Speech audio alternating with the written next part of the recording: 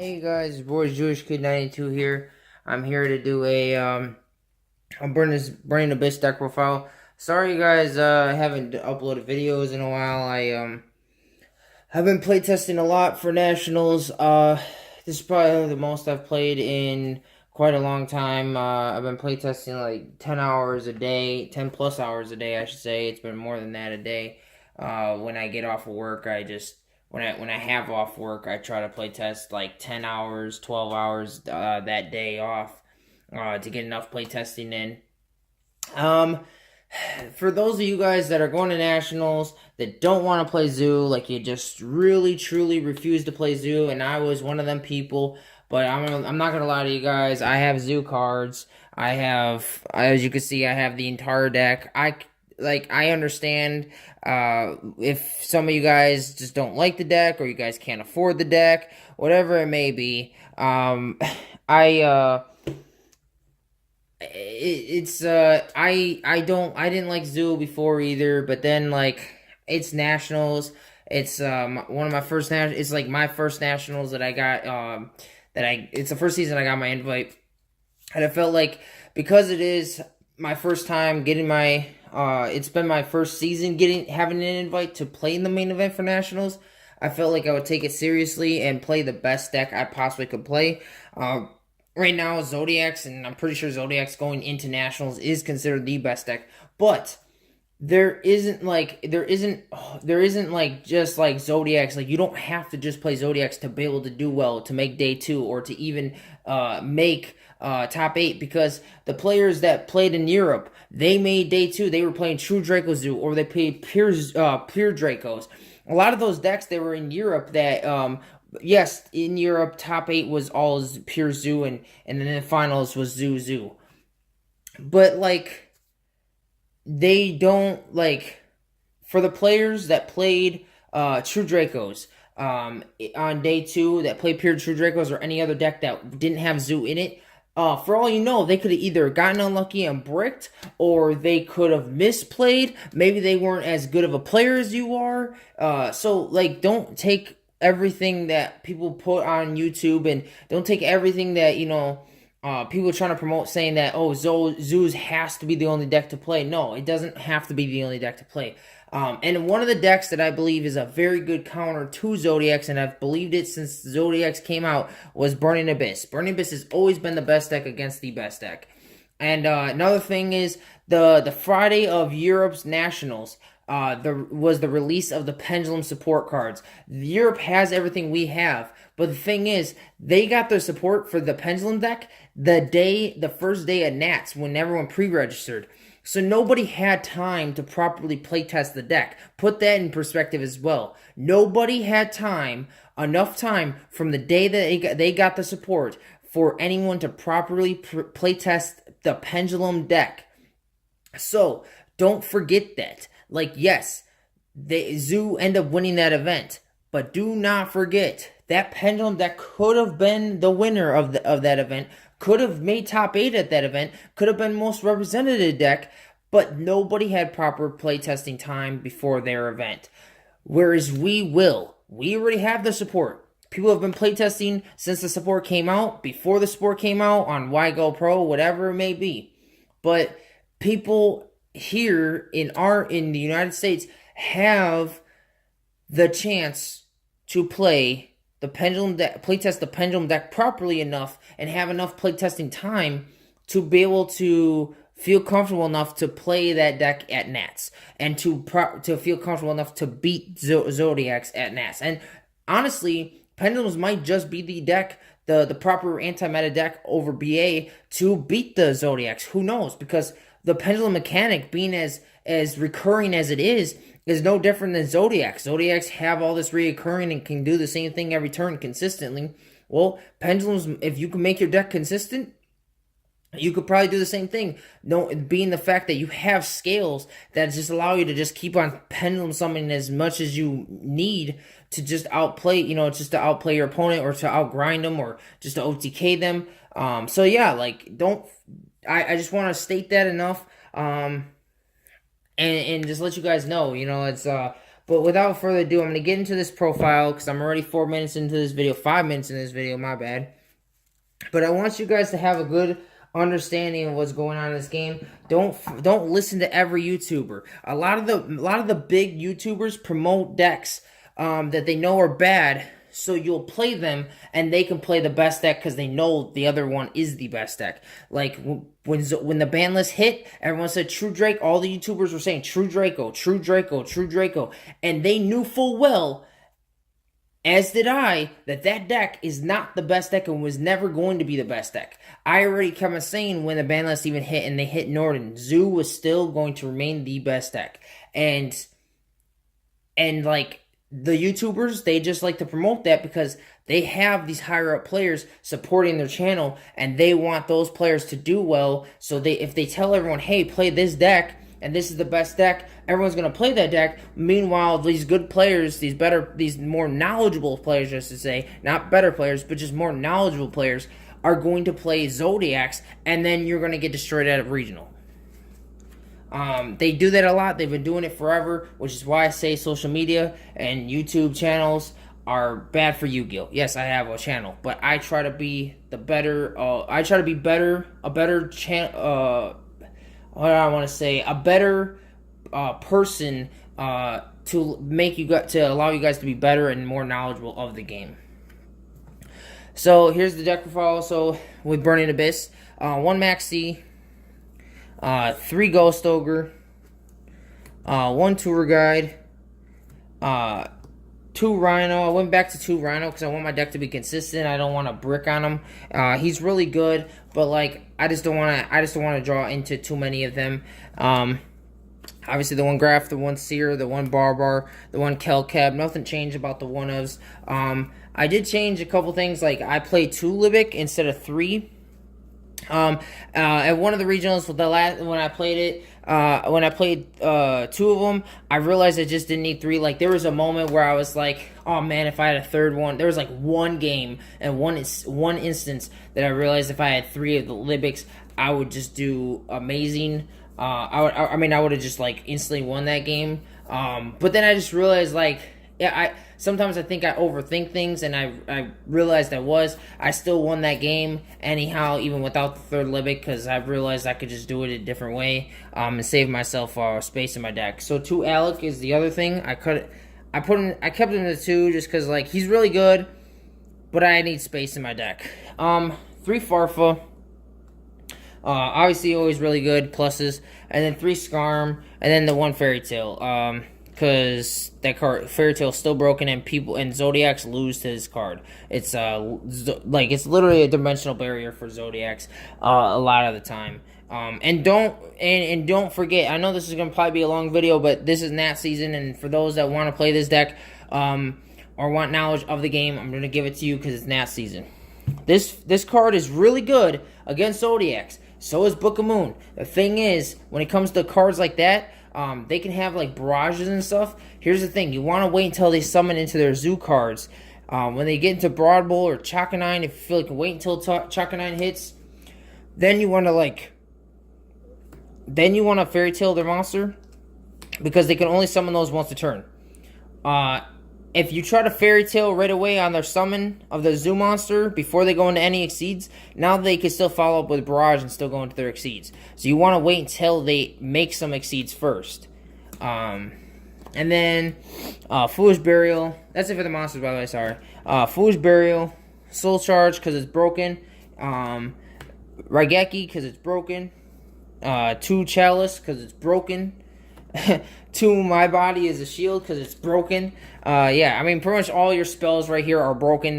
These are all necessary.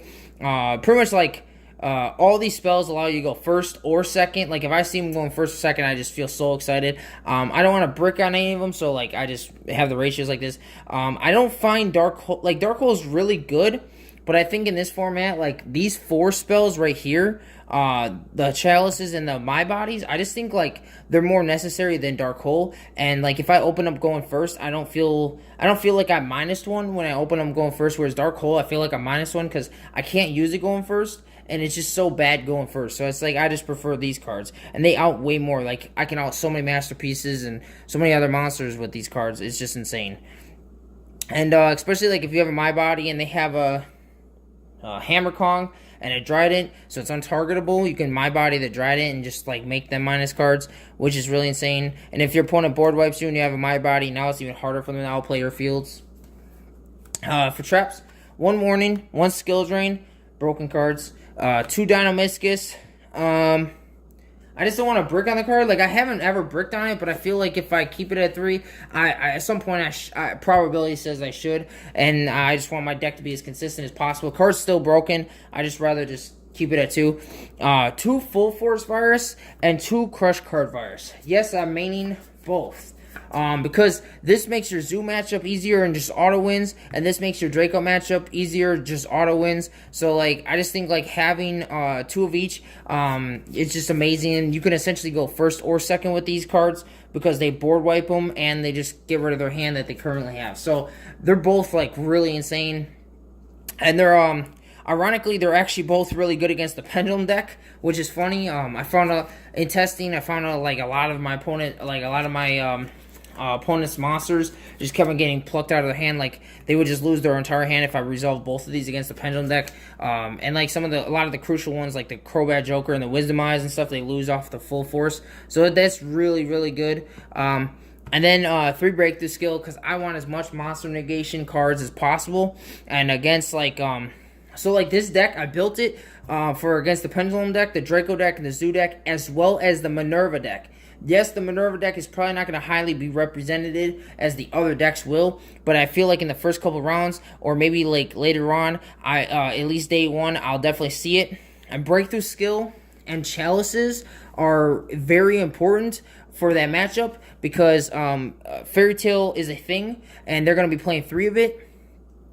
So yeah, this is very important.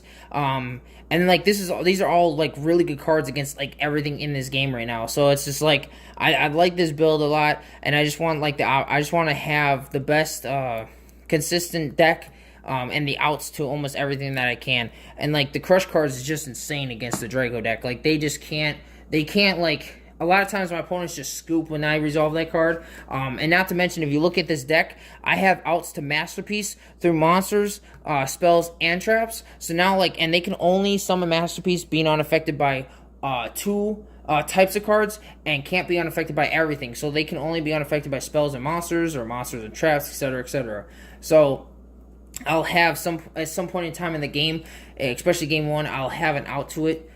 For Extra Deck, I play 2 Anganier because this is literally a Beatrice. I'm gonna put the Beatrice next to it. So a lot of times now, because I only have 1 of her, and then I play 2 of this guy. So a lot of times I'll summon Dante. My first monster will be Dante in attack mode, and then I'll summon this. I'll summon this next. So then I have this in a Dante, and so essentially I'll have an indestructible Dante. A lot of times you want to have a far forward Alec under here, depending on what you have under the Dante. If you have an Alec or a far forward under Dante, you want the opposite one under him. And there's some times where you can have a Skarm under him, under this guy. So you want to like. That's the reason why you put Dante in attack mode, so you can like detach right away to put Dante in a defense and get the Skarm Search that turn. So like that's why this is important, and a lot of people are not playing Ash going in game 1. Because a lot of people are not playing Ash game 1, you almost like guarantee Skarm Search. And like this is just essentially 3 Beatrice, and like having 2 of this allows me to keep this for real late game, either to push out my opponent or to just to have more pluses later on in the game. Very good, very good, very good. Nightmare Shark because the games get really grindy, especially against Zoo. Break Sword because he's just Break Sword. Grand Pulse because it's just Grand Pulse. Giga Brilliant because he gives my monsters 300. It's important. 2 Acid Golem because it just baits out the Masterpiece. Every time they see a 3,000 monster and they can pop something, they're gonna pop that dude, and then it just allows me to outgrind them. And then 3 Dante, of course, because he's broke and he dodges ban list every time. Unlike Billy. Oh, sorry, joke. And then 2 Downard.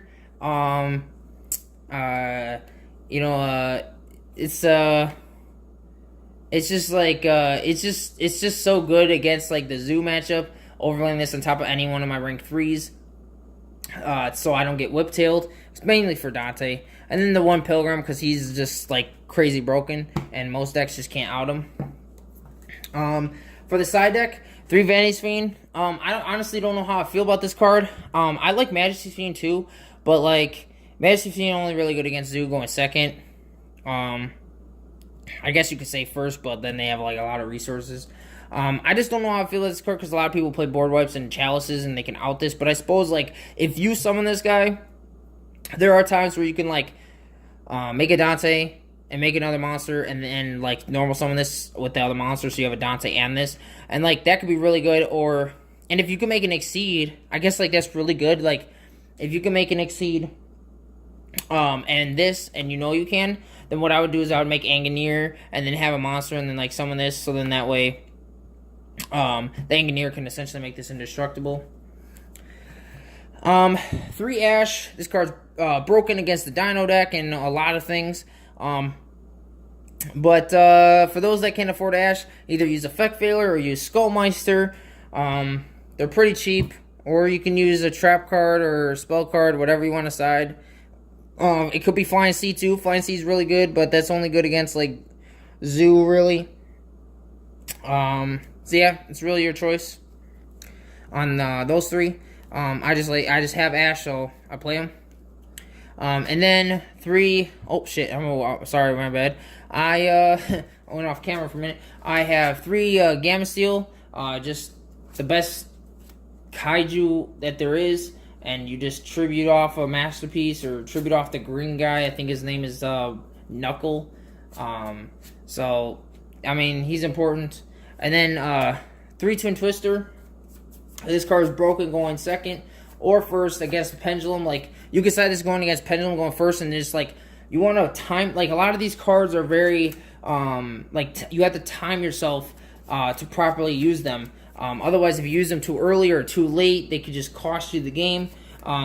If you don't feel that comfortable with them, then play Anti-Spell Fragrance, but that could lock you out with your BAs. But if you feel like you need to play cards like that, go for it.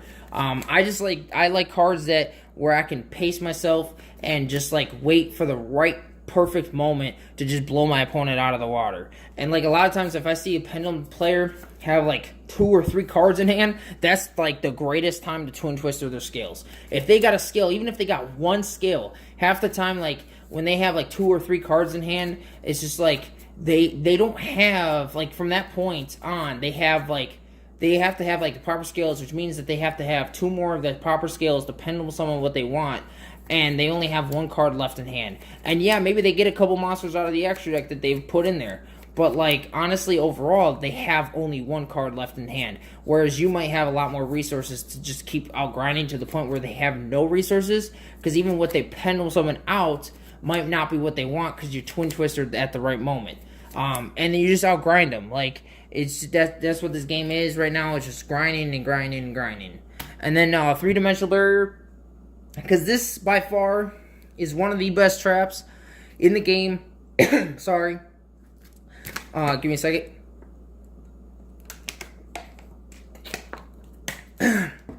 One of the best cards in the game that allows you to outplay your opponent. You pretty much call anything. It's just good. I don't main it just because I don't want to brick on it against Draco, and like that's why I did 2 and 2 on the Full Force and Crush card, so I have like outs to both decks, going first or second against them, and in trap form, I guess you could say.